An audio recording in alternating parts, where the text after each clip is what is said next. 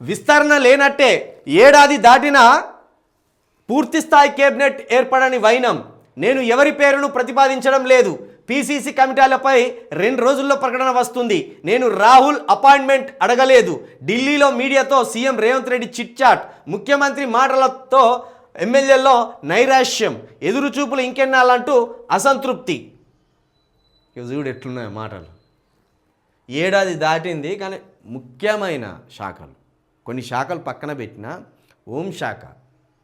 హోంశాఖ లేదు ఏడాదిన్నరగా, విద్యాశాఖ లేదు ఏడాదిన్నరగా, మున్సిపల్ శాఖ లేదు ఏడాదిన్నరగా. ముద్దుగా జేబులో పెట్టుకొని తిరుగుతున్నాడు. ఇక పూల రంగడు తిరిగినట్టు అటు దావోస్ అని ఇటు అమెరికా అని ఇట్లా తిరిగి వస్తాడు. పూల రంగడు చక్కర్లు కొట్టుకొచ్చినట్టు చక్కర్లు కొట్టుకొని వస్తాను మన ముఖ్యమంత్రి గారు. ఏమంటాడు? నేను ఎవరి పేరు ప్రతిపాదించలేదట.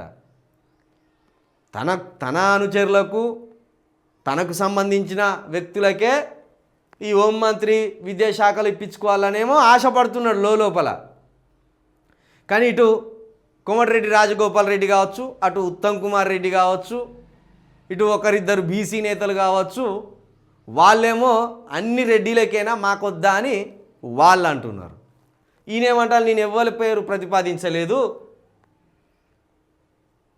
అసలు ప్రతిపాదించే అంత అధికారం నీకుంటే కదా ప్రతిపాదించేదానికి. నీ చేతుల్నే అధికారం లేకపోయా, నువ్వే ఢిల్లీ చుట్టూ తిరుగుతా అంటివి. ఇంకా నువ్వేం ప్రతిపాదిస్తావు పేర్లు? నేను రాహుల్ అపాయింట్మెంట్ అడగలేదు. బహుశా రాహుల్ గాంధీ గారే వచ్చి రేవంత్ రెడ్డి గారే అపాయింట్మెంట్ అడగాలేమో మరి.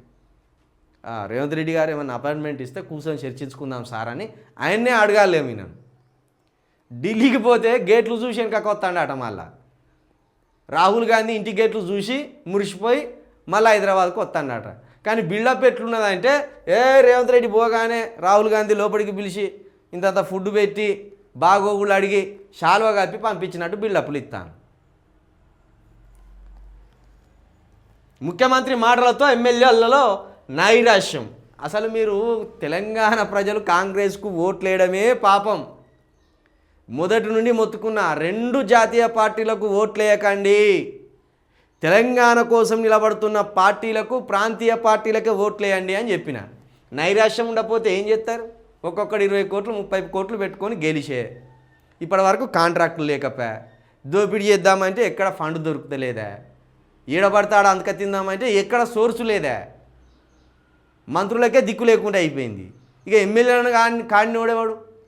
కాబట్టి ఏమన్నా మంత్రి పదవులు అన్న వస్తే నీ అమ్మ 30 కోట్లు 40 కోట్లు పెట్టుకొని గెలిచినాం ఒక్కొక్కలం, ఇవి ఎట్లా మళ్ళీ వెనకకు సంపాదించుకోవాలని వాళ్ళ ఆలోచనలు ఉన్నారు. కాబట్టి ముఖ్యమంత్రి గారు చెప్తే నైరాశ్యమే ఉంటుంది. మరి నైరాశ్యం ఎందుకు ఉండదు?